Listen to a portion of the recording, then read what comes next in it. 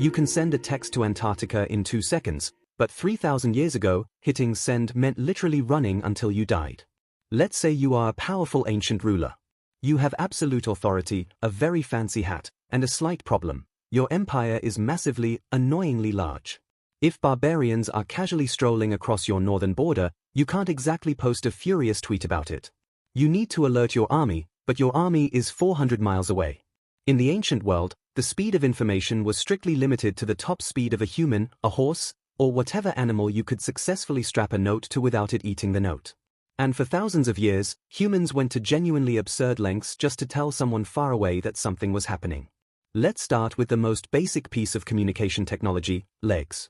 Before domesticated horses were everywhere, empires relied on highly trained, deeply unfortunate professional runners. The most famous example is the Greek messenger Pheidippides. In 490 BC, the Greeks unexpectedly beat the heavily favored Persians at the Battle of Marathon. Pheidippides was tasked with running about 26 miles to Athens to deliver the good news before the city panicked. He ran the entire way over rugged terrain, burst into the city assembly, yelled "Joy to you, we've won," and then promptly collapsed and died. Which is undeniably the most dramatic read receipt in human history. It was a spectacular one-time effort, but as a reliable administrative system, running until your heart literally explodes has a terrible return on investment. To fix this, the Persian Empire under Cyrus the Great decided to invent actual infrastructure. Around 500 BC, they built the Royal Road. It was a 1,600-mile highway specifically designed to make sending a letter slightly less fatal. The Persians invented the relay system, called the Chapar Khaneh. They placed outposts every 15 miles along the road. A messenger would sprint his horse to the first outpost, hand the message to a fresh guy sitting on a fresh horse, and that guy would immediately take off. By chaining these sprints together, a message could travel 1,600 miles in just 7 days. That's about 230 miles a day, which is absolutely blistering for the ancient world. The Greek historian Herodotus was so jealous of this system that he wrote, "Neither snow nor rain nor heat nor gloom of night stays these couriers from the swift completion of their appointed rounds." A glowing 5-star review which the United States Postal Service later boldly stole for their own unofficial motto, despite the fact that modern mail is regularly delayed by a slightly cloudy Tuesday.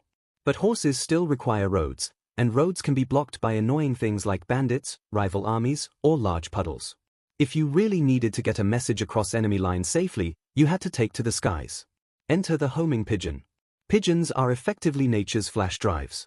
They possess a built-in biological GPS system that relies on the Earth's magnetic field and low-frequency sounds, allowing them to find their way home from hundreds of miles away. The ancient Greeks used pigeons to broadcast the results of the Olympic Games to different cities, which is basically early sports radio. The Romans used them to send military orders to troops on the move. Genghis Khan essentially built a continent-spanning pigeon internet to manage his massive Mongol empire. The logistics were brilliantly simple. You just take a pigeon from City A, carry it in a cage to City B, tie a tiny piece of papyrus to its leg, and let it go. It will fly straight back to City A at 60 miles per hour, completely ignoring borders, walls, and traffic. It was completely foolproof, right up until the enemy figured out they could just train hawks to intercept your male pigeons out of the sky, which is essentially the 5th century equivalent of getting hacked by a bird of prey. Speaking of sending incredibly important messages, here is one right now. Subscribe to this almost dead YouTube channel so the algorithm gods don't harvest my soul. Just click the button. Okay, back to ancient history. Pigeons and horses are great, but they physically carry an object, meaning they still take hours or days. What if you want to send a message at the literal speed of light? Well, you use fire. Fire beacons were the ancient world's push notifications. The Great Wall of China wasn't just a big wall, it was a massive, 13,000-mile-long telegraph line. Soldiers stationed in watchtowers would light fires to warn of approaching enemies.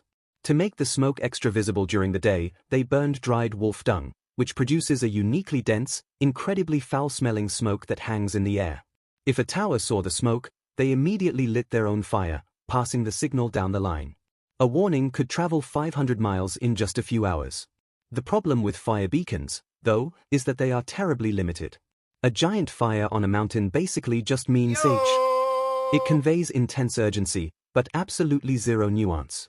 You know you're being attacked, but you don't know if it's by 10 guys, 10,000 guys, or just a really aggressive bear. Which brings us to the twist. How do you send a complex, highly specific message across hundreds of miles in the ancient world, at night, without pigeons, horses, or a marathon runner? You use water. In the 4th century BC, a brilliant Greek inventor named Aeneas Tacticus created something called the hydraulic telegraph. And it is a masterclass in weird, ancient genius. Here is exactly how it worked. 2 military bases on 2 different mountains each get an identical, tall clay pot. The pots are filled with exactly the same amount of water, and they each have a spigot at the bottom that drains the water at exactly the same mathematical rate.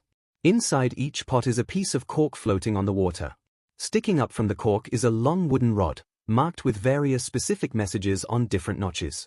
One notch might say cavalry attacking, the next notch says infantry attacking, the next says we need supplies, and the next says we are retreating.